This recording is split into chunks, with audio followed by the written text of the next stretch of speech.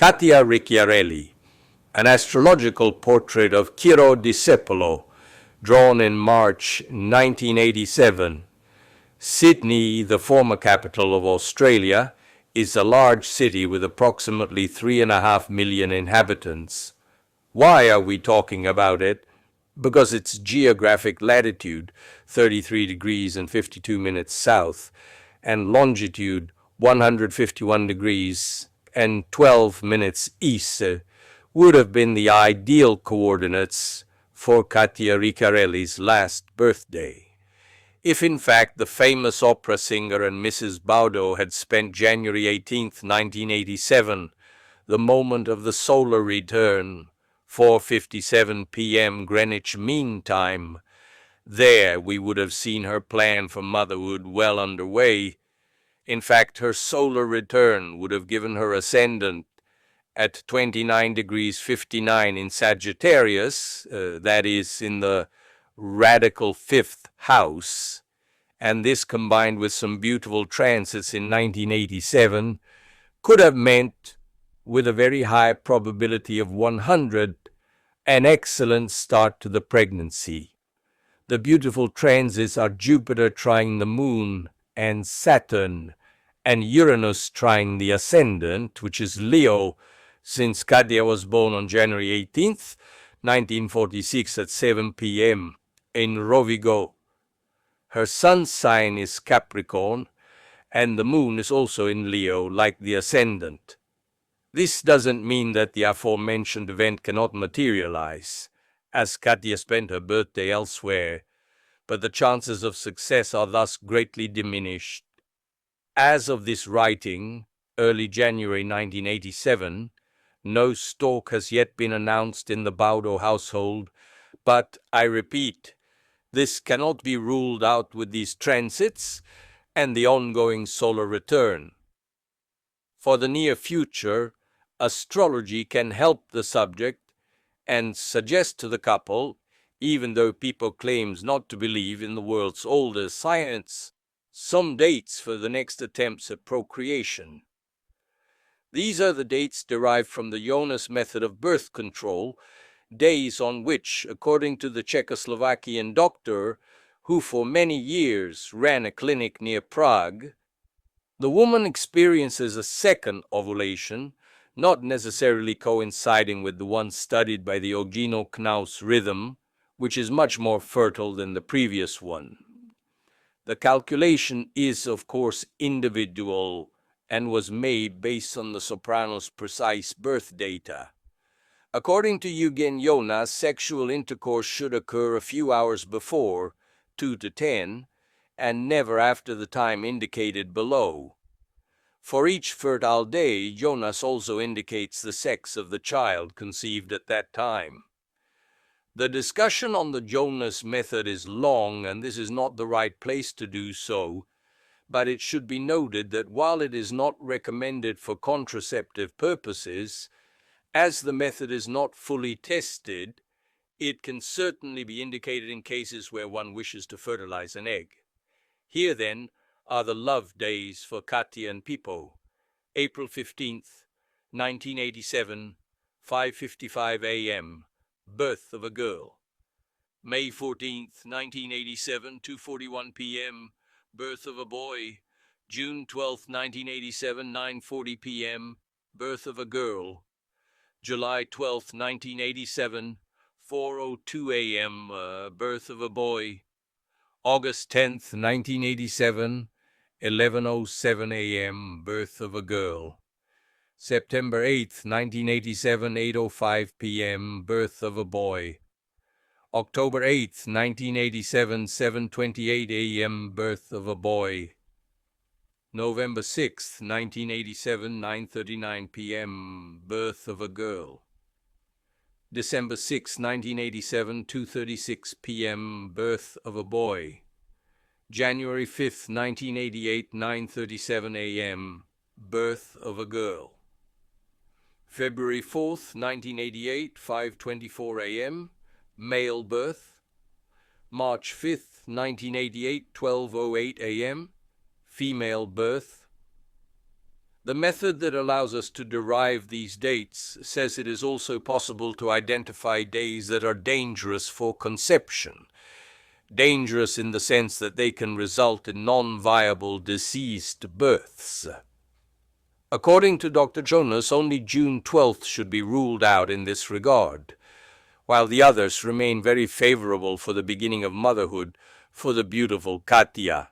If I could give advice, I would personally suggest opting for a date from July inclusive onward. Also considering the fact that Pippo's next solar return will have an ascendant in the radical fifth house, if his birthday is spent in Italy. In August, for example, Katia will receive two beautiful trines, Saturn's trine to the moon and Uranus's trine to the ascendant. A child would be very important to them because it would seal a marriage that, in turn, is based on a synastry, a comparison which isn't the best. In fact, to be absolutely frank, let's call a spade a spade.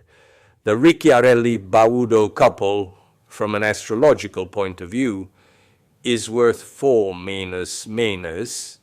It's a somewhat harsh assessment, but not at all pessimistic, on the contrary.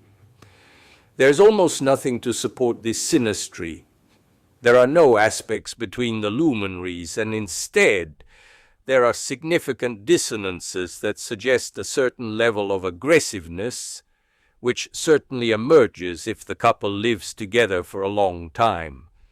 Pippo's sun is closely conjunct her Uranus, and this may explain their love at first sight, the unexpected encounter, and the instantaneous love. Uranus, however, can be compared to a flamethrower that radiates flames at extremely high temperatures, but only for fractions of a second.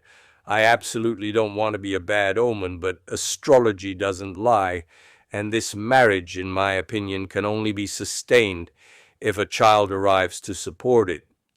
And the time for the stork, as already mentioned, could correspond precisely to the coming months. An additional clue may be provided by the entry, now occurred, of Saturn into the singer's fifth house. This is a transit that always suggests problems and issues with a pregnancy when it refers to women and men of suitable age, but these will be present regardless if the subject intends to pursue such a project. In fact, their work would be greatly affected, which in itself would explain the transit. If we then add the fact that Katia Ricciarelli has already turned 41, then it's clear that the pregnancy could prove problematic, but not at all impossible, especially if it began on one of the dates listed above. The current period, however, is quite negative for the husband of the person who is experiencing a transit of Saturn opposing the Sun and Mars. It's difficult to predict blindly what it could be. It could be a lull in his career, a departure, a temporary break, or even a health problem. In the latter case, it could be liver problems. Jupiter ruling in Sagittarius is, in fact, a clear indication of a liver problem, and the host of Fantastico may not have ever given it any weight, but it would be best for his future for him to take it into account. And since I find myself talking about potential pathologies, I think it's time to encourage Katia to monitor, without excessive alarmism, the health of her breasts. Her breasts, in fact, could pose some problems, given the Mars-Saturn conjunction in Cancer, on the cusp of the 12th house, in opposition to the natal Sun and Venus. But this could perhaps happen in a few years, when Saturn transits the 6th house. In the aforementioned opposition, Katia's chart could serve to reassure pessimists, given that it doesn't present any major harmonious aspects, and that it corresponds to a woman who has had and continues to have enormous personal success. The dominant sign of her natal chart is the moon, which explains her successful relationship with crowds and popularity. The Sun-Venus conjunction in the sixth house makes her a somewhat adorable woman because she is loving and inherently peaceful. She is a very romantic and sentimental woman, but she is also a Capricorn, a great thinker, and with a hint of cynicism due to the Mars-Saturn conjunction.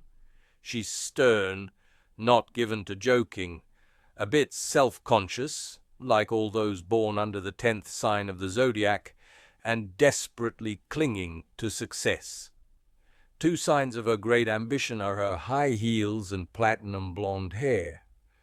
But ambition, in my opinion, isn't a negative. On the contrary, professionally speaking, ambition is the greatest driving force in perfecting one's art, one's professional skills. Eduardo de Filippo was a great ambitious man and no one ever complained about it. Katia is very talented, and it's no coincidence that she's already been signed by major opera houses around the world for the next 5 years. The stern spectators at La Scala in Milan shouted at her debut, "You're decent!" But a lot of water has passed under the bridge since then, and today the beautiful soprano from Rovigo is shouted, "You're wonderful!" I mentioned earlier that hers isn't a good horoscope, and in fact her life until yesterday has been difficult, with her father dying at the age of 2 and financial hardship that forced her to work as a sales assistant until she was 18, first in a bar and then in a perfumery. Her love life hasn't been easy either, and her relationship with tenor Jose Carreras ended after 13 years. She hasn't taken a vacation in 7 or 8 years, and now she'd like to have some peace and quiet with her people, whom she celebrates at every opportunity. She'll still have to fight against an unfavorable birth chart, but she's already paid the price.